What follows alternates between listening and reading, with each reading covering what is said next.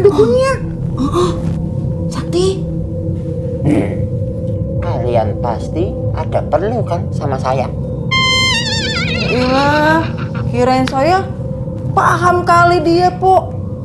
Wis toh, cepet. Mau apa kalian datang kemari? Saya ngantri akeh iki. Begini Mbah, maksud teman saya mau minta pengasihan supaya suaminya nggak direbut pelakor. Perkara gampang itu.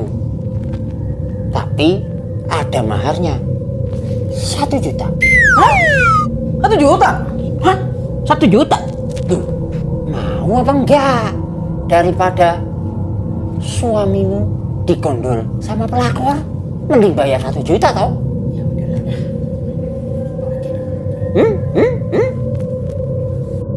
Iya deh Mbak, iya.